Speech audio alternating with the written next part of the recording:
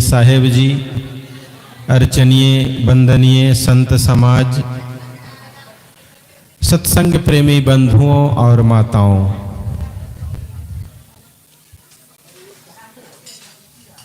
अभी हम सब बहुत सुंदर भजन श्रवण कर रहे थे।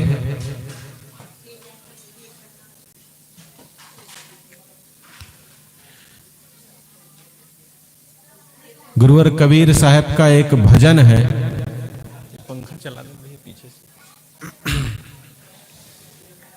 उसकी एक पंक्ति है, धोबिया जल बिच मरत पियासा, सुधा जल पीवे नहीं मूरख, खोद पीवन की आशा।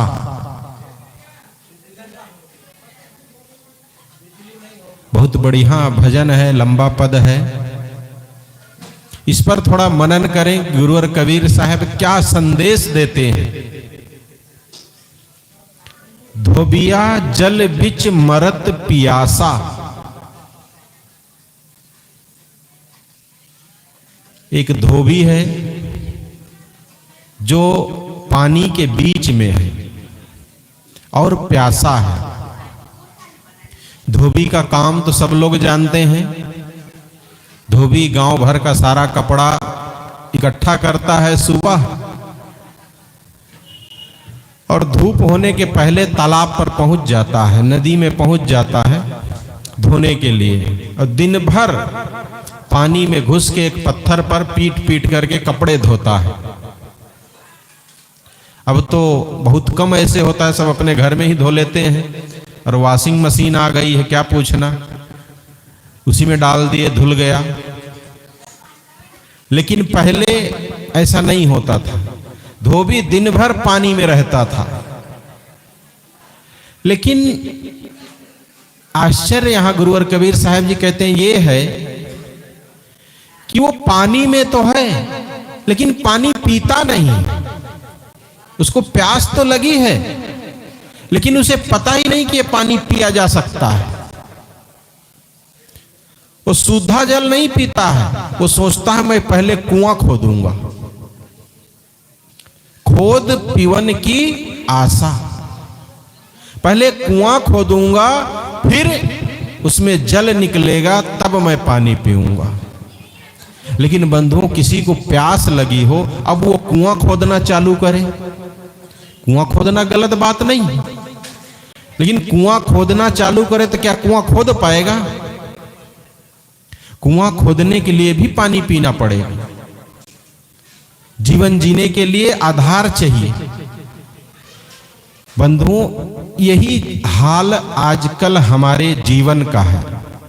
हमारे पास हमारा लक्ष्य, हमारा प्राप्तव्य, हमारी आत्मा, हमारा भगवान हमारे पास है, और उसे हम खोद करके प्राप्त करना चाहते हैं।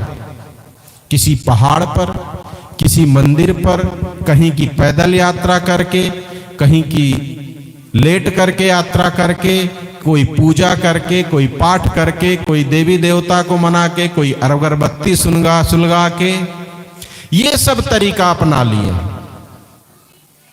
शुद्ध जो हमारी आत्मा है, राम है, भगवान है, उसे हम नहीं जान पाते हैं। सुधा जल पीवे नहीं मूरख, साफ साफ उसे संत जन बताते हैं कि अपने जीवन के विकारों को दूर करो और जीवन को अच्छा बनाओ, सारे दुख दूर हो जाएंगे। लेकिन वो मूर्ख इसको नहीं पीता है, खोद पीवन की आशा। एक लोटा जल ले लिया, गया शिवलिंगी पर चढ़ा आऊंगा 2 दिन की पैदल यात्रा करके, और उससे सारी समस्या का हल चाहता है।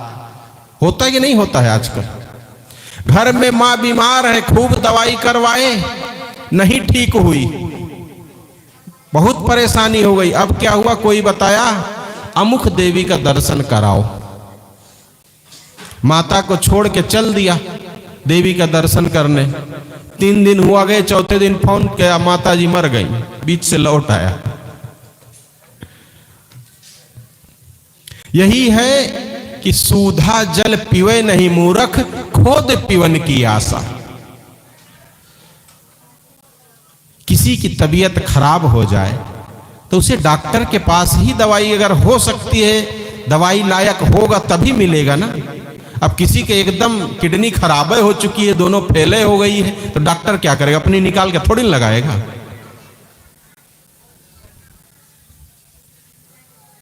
लेकिन आदमी समझता नहीं है। और समझता क्यों नहीं है? क्योंकि उसके पास अकल नहीं, बुद्धि नहीं है। बस उसे किसी ने बता दिया कि तुम्हारा कान देखा एक तो कौवा लेके उड़ा जा रहा था, कहे किधर, कहे गांव के बाहर, बस दौड़ दिए। इसको टटोल नहीं रहा है कि मेरा सच में कान है कि नहीं है, और चल दिया। अब इतना ही नहीं चलता है, 10, 20, 25 किलोमीटर चलता है। देखो अभी इधर रास्ते से देखता हूं जाते लोगों को, वो अपना कान ही खोजने जा रहे हैं, उनका कुछ खो गया है। कहीं पर जाएंगे कुछ प्रसाद पाएंगे, ठीक हो जाएंगे। कहीं पर जाएंगे जल चढ़ाएं, कहीं चुनरी चढ़ाएं, कहीं झंडा गाड़ेंगे, कुछ होने वाला है इससे। ये सब करने का फल तब है जब आपके जीवन से दोष कम हो जाए। आप गाली देना बंद कर दें, दारू पीना बंद कर दें, तंबाकू खाना बंद कर दें। ये लोग यात्रा करते हैं तो पूरा पिकनिक मना देते हैं, जब वापस लौटते हैं तो क्या क्या नहीं खाते पीते हैं। व्यसन दूर होता है इनके जीवन से, दोष दूर होता है इनके जीवन से।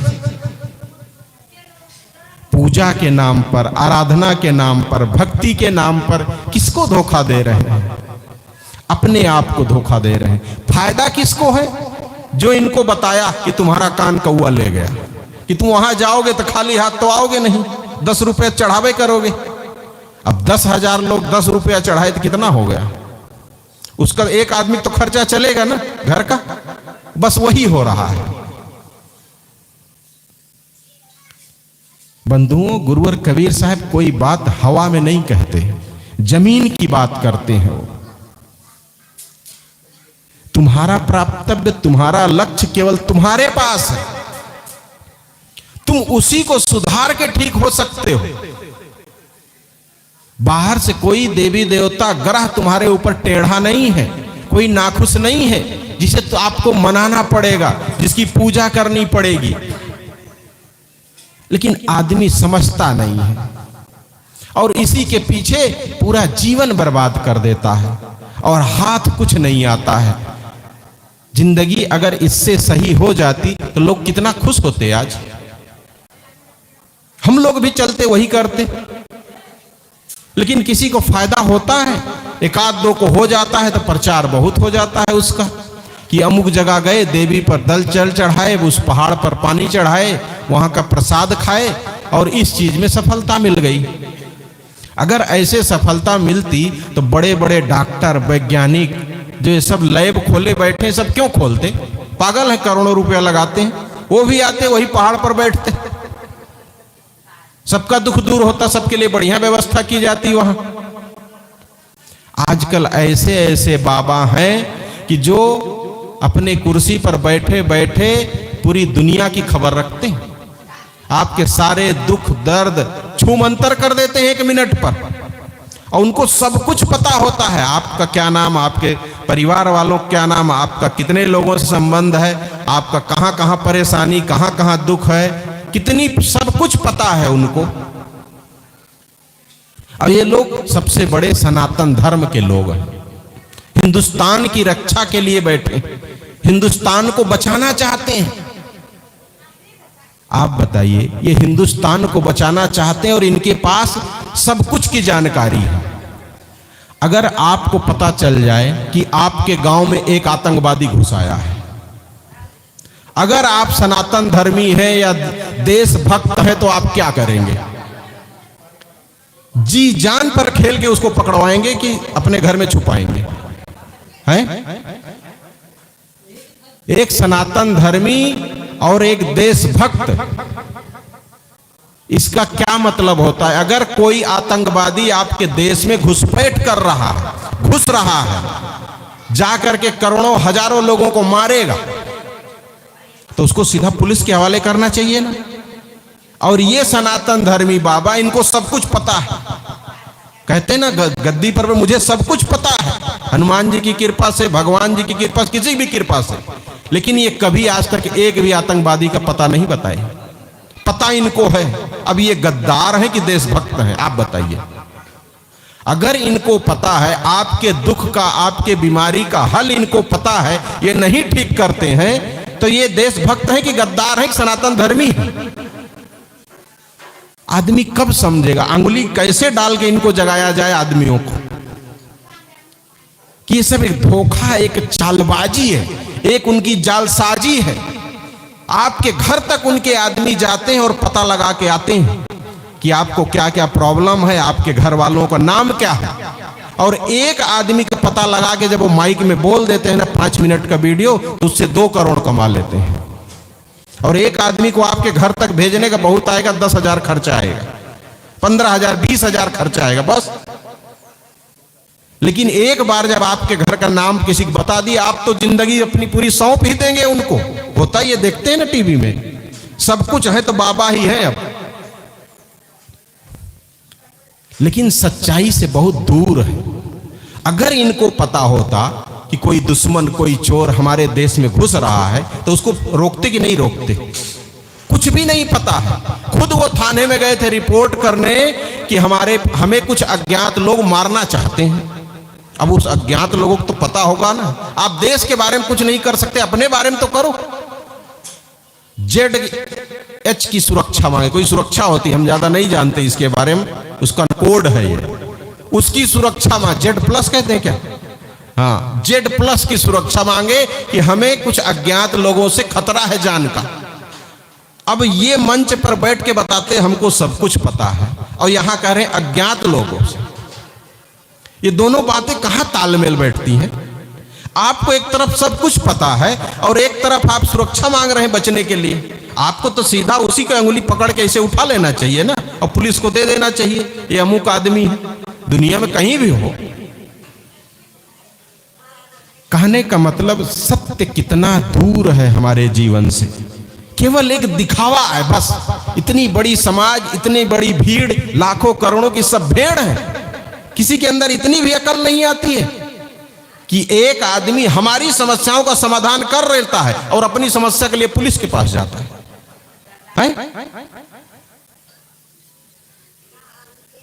सदगुरु अभिलाष साहब कहते हैं ना, अपने फिरे विशंभर,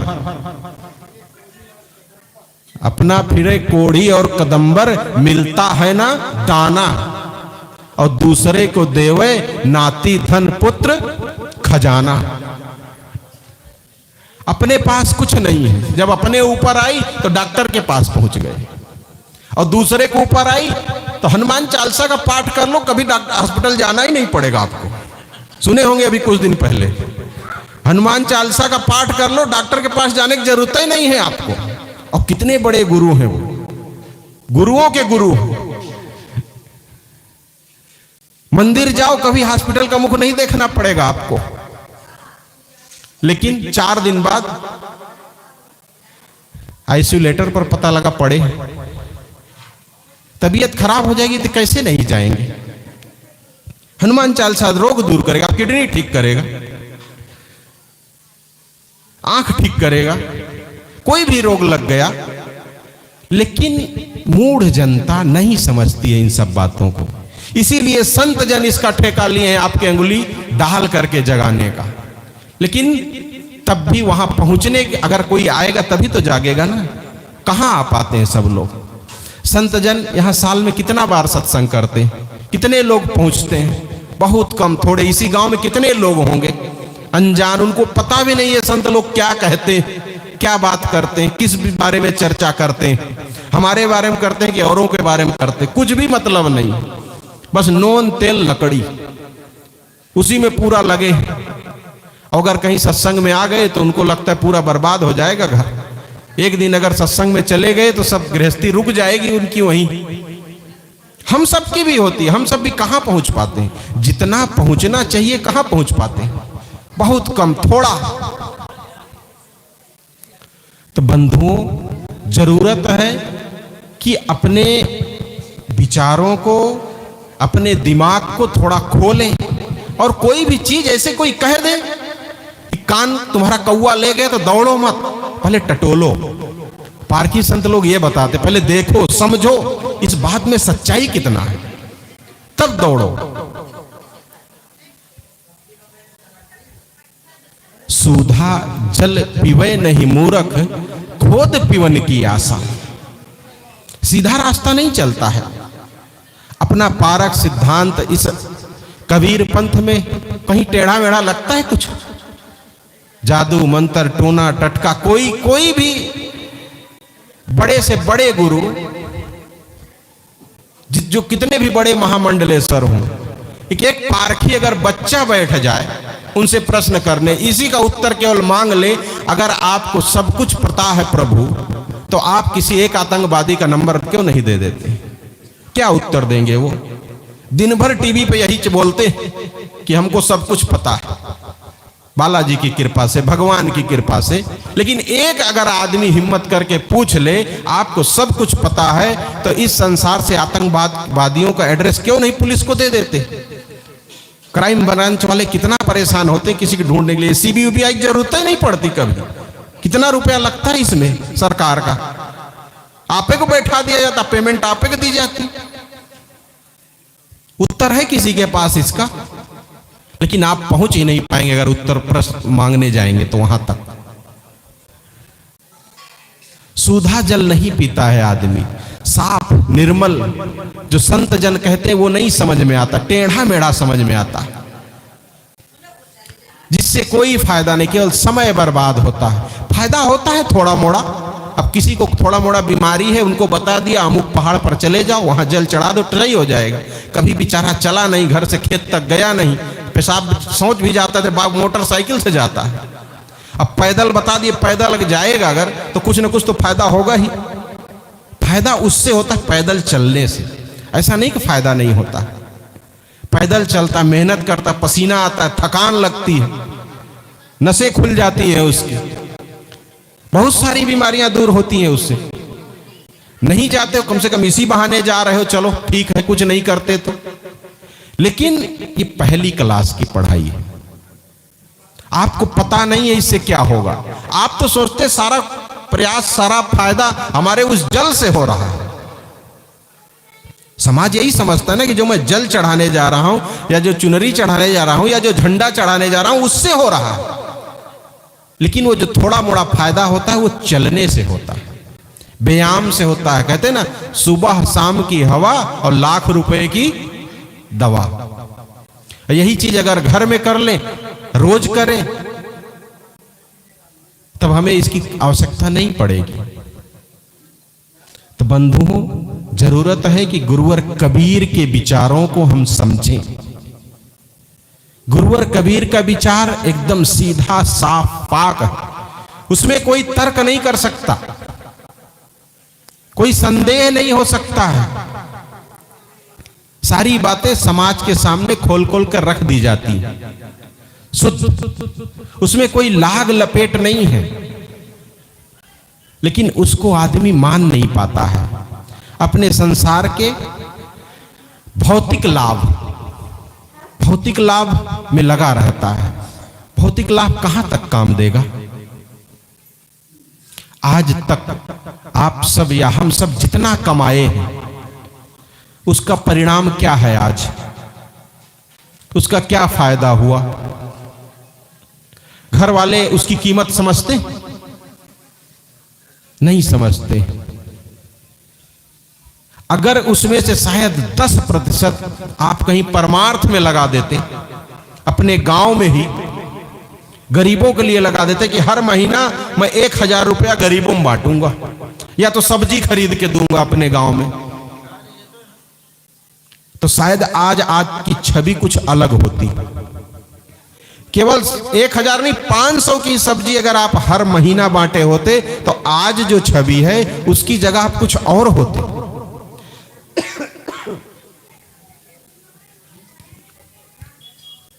लेकिन नहीं हो पाता है। हम तो अभी भी पड़े हैं कि और बटोर लें, और एक फैक्ट्री खोल लें, और एक दुकान खोल लें। इतना कमा के देख लिए, संतोष नहीं मिला, और कमाना चाहते हैं, और उसको कमाने के चक्कर में अपना अध्यात्म भी खो देते हैं, सत्संग भी खो देते हैं, जो हमारे जीवन का स्वास्थ्य है वो भी गंवा बैठते हैं। अपने बच्चों, अपने परिवार के भला के लिए क्या क्या नहीं करता है आदमी, अपनी शौक तो कहाँ रख देता है। जिंदगी भर फटा जूता पहनता है, लेकिन बेटे को फटा जूता नहीं पहना देख सकता है, तुरंत उसके लिए नया लाता है। लेकिन वही बेटा, वही बच्चे जब पिताजी से कहते हैं कि आप समझते नहीं हैं, तब क्या गुजरती होगी। इतनी हिम्मत उनमें, तो ऐसी नौबत ना आए। अपना समय, अपना धन का कुछ अंश परमार्थ में लगाइए, जिससे आपको खुशी होगी। आप जितना कमाएं उसमें से अगर परमार्थ में अगर 10% भी लगाएंगे तो आज आप चलो कुछ तो कम से कम पुण्य में किया। आज बहुत लोग हैं जिनके पास कुछ भी नहीं है।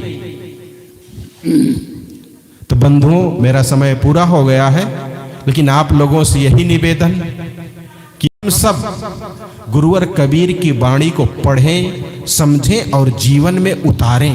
केवल कहने भर के लिए कबीरपंथी ना बने, जीवन जीने के लिए कबीरपंथी बने। कबीर की बातों को समझे और अपने जीवन में स्थान दे। बस इतना ही कहकर अपनी बात को ही विराम देता हूं। बोलिए सद्गुरुदेव की जय। बहुत बहुत धन्यवाद। कबीर साहब की वाणी ही प्रखर है। सारे अंधविश्वास, चमत्कार, पाखंड पर वे बेमुरवत व फटकार लगाते। काहो के बचनई फुरे काहू करा माते, मान बढ़ाई ले रहे हिंदू तुर्क को जाते। बात ब्योत आसमान के मुद्दत ने रानी, बहुत खुदी दिल राखते बूढ़े बिन पानी।